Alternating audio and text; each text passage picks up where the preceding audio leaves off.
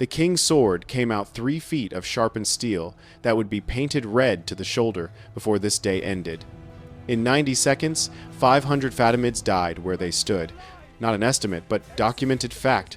Fulcher of Chartres walked the field afterward and counted bodies in the impact zone. Knights trained from childhood, mounted on war horses, bred for power.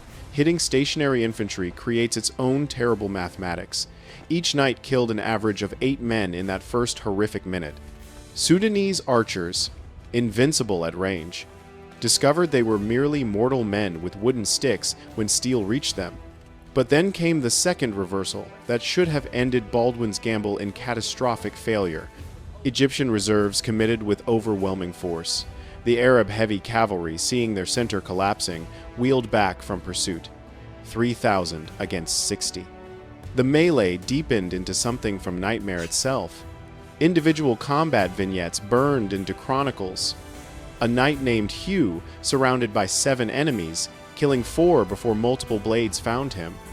Baldwin's standard bearer, both arms severed by scimitar strokes, holding the royal banner with his teeth until death finally claimed him. Here's where you witness true leadership transcending tactics. Baldwin fought like a man possessed because he was possessed by absolute certainty that finding and killing Saad al-Dawla was the only path to victory, the only way to transform tactical disaster into strategic triumph. Through the press of bodies, over corpses of horses and men, the king of Jerusalem cut his path toward the enemy banner. Behind him, his surviving knights formed a steel wedge, each man covering his neighbor's blind side. Their advance was measured in yards purchased with bodies. The sensory overload of medieval melee combat defies description. Steel on steel rang like hundreds of hammers on anvils. Horses screamed a sound that haunted survivors' dreams for decades. The iron scent of blood mixed with dust, creating mud that turned the battlefield into a slaughterhouse floor. Men called on God in 6 different languages, died in the same universal agony, regardless of faith.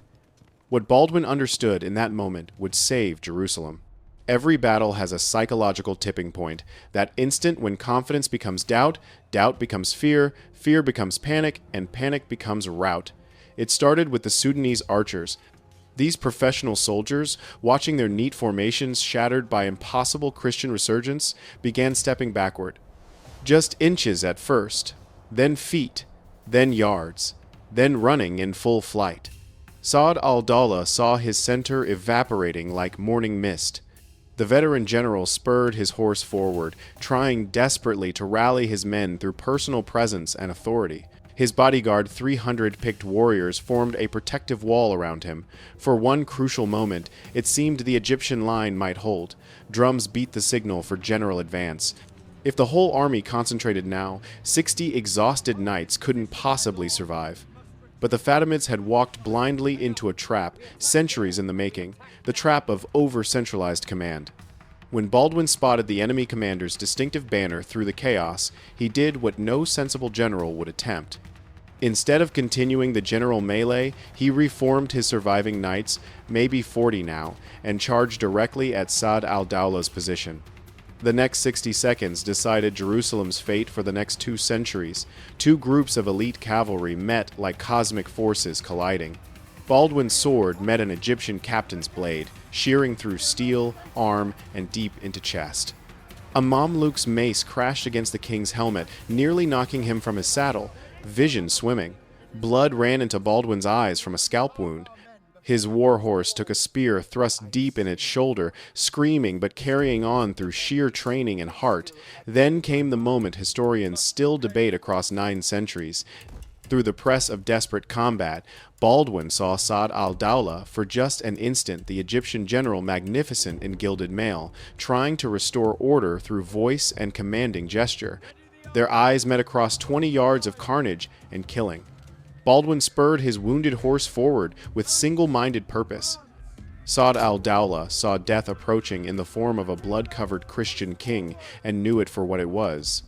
The Egyptian general tried desperately to wheel his mount to gain space for his bodyguards to intervene and save him. But in that packed mass of struggling humanity, movement meant death. Baldwin's sword stroke was almost anticlimactic in its simplicity. A straightforward overhand blow practiced 10,000 times that split helmet and skull. The sword of Cairo toppled from his horse, would cut no more, would conquer nothing ever again. What followed wasn't battle, but medieval physics made manifest. The death of their general hit the Fatimid army like a physical shockwave radiating outward. Commanders looked desperately for orders that would never come again. Sub-commanders argued about succession and authority. That hesitation lasted perhaps 2 minutes. 2 minutes proved enough to decide everything. Baldwin, blood-covered and terrible as divine judgment, raised the captured Egyptian standard high. His surviving knights, 30, now raised a victory cry that witnesses claimed could be heard a mile distant. That sound, that impossible Christian triumph cry, broke something fundamental in the Fatimid host. The rout began in the center, where leaderless infantry simply turned and ran. Panic spreads faster than plague through a packed army. The Fatimids' own careful deployment worked catastrophically against them now. Light cavalry on the flanks, pursuing scattered crusaders, suddenly found their own center giving way in full collapse. Heavy cavalry trying to return found their path blocked by thousands of fleeing infantry. Perfect organization became chaos. Chaos became slaughter. Slaughter became annihilation. The pursuit turned medieval warfare's usual mathematics completely upside down. Normally, fleeing infantry could outrun armored knights over distance, but Baldwin's men rode fresh horses, while Fatimid mounts were blown from earlier pursuit. Crusader knights who'd fled earlier turned back, seeing the impossible, the Egyptian army running in full rout. For 3 miles, the road back to Ascalon became an open-air slaughterhouse. Bodies carpeted the ground so thickly that horses stumbled over corpses with every stride. One knight killed 20 fleeing enemies before his horse died of exhaustion. Chroniclers found him sitting among the bodies hours later, laughing like a madman, unable to comprehend survival. The Egyptian camp fell without any resistance. Servants and camp followers fled or surrendered.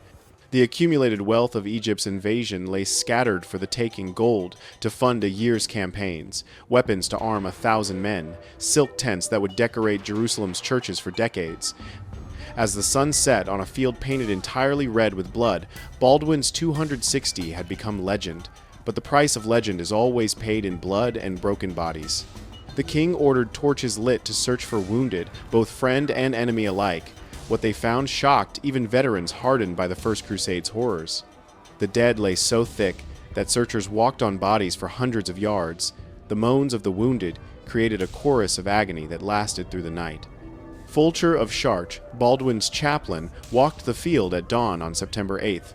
His count, preserved in Chronicle, staggers belief. 5,000 Fatimid dead could be positively identified. The real number was certainly higher. Many bodies were too mutilated for accurate counting. Wounded who crawled into the desert died unmarked. The trail of corpses stretched for 3 miles toward Ascalon. But victory came drenched in Crusader blood as well. Of 260 knights who charged that morning, 80 lay dead, 31% of the entire cavalry force. In raw numbers, this seems almost small. In context, it was catastrophic. Each knight represented years of training, expensive equipment, irreplaceable battlefield experience. Then something happened that shouldn't have been possible: mass confusion about the battle's very outcome. The first messengers reaching Jerusalem were survivors from the shattered early divisions. They'd seen Gerard fall, witnessed the second charge fail, fled as Egyptian cavalry swept the field in what seemed like complete victory. The report was unambiguous. The army was destroyed, the king almost certainly dead. Panic gripped the holy city. Church bells rang the alarm. Women wailed in the streets.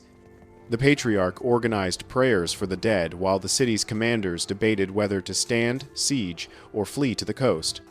Desperate messages went north to Antioch, east to Edessa. Jerusalem is lost. Send everything you have. Meanwhile, at Ramla, Baldwin faced a surreal problem. His victory was so complete that he lacked men to properly exploit it. The wounded outnumbered the healthy. Horses stood exhausted, many lame from stepping on corpses. The king himself could barely stand his armor so dented from mace blows that squires had to cut him free with tools. His sword hand had cramped shut around the hilt, requiring hot water to relax the muscles.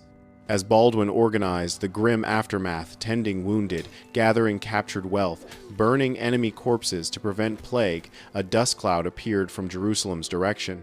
The city's last reserves, rushing to find disaster, instead discovered victory beyond comprehension. Where they expected to find massacre, they found Fatimid banners piled like cordwood. The king they mourned stood before them, drenched in enemy blood but very much alive. One chronicler describes hardened warriors weeping openly, unable to process the reversal from despair to triumph. The strategic consequences rippled outward with immediate effect. The road to Jerusalem lay secure. No Fatimid army threatened from the coast.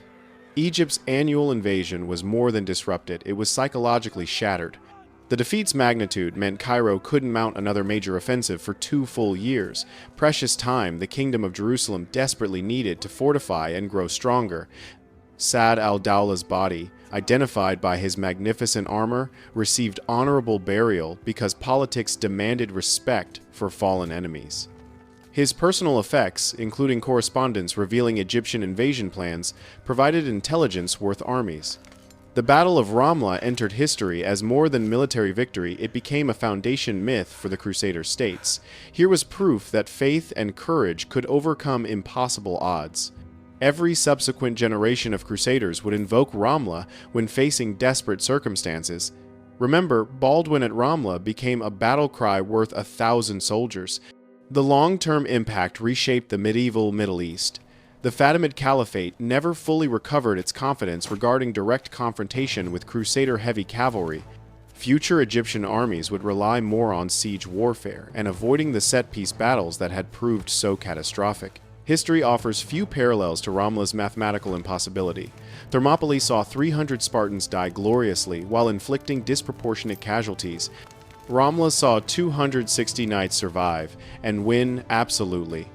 Modern military theorists study the battle for lessons in concentration of force, timing, and the critical importance of eliminating enemy command structures. The philosophical questions Ramla raises remain relevant 9 centuries later. When does quality overcome quantity?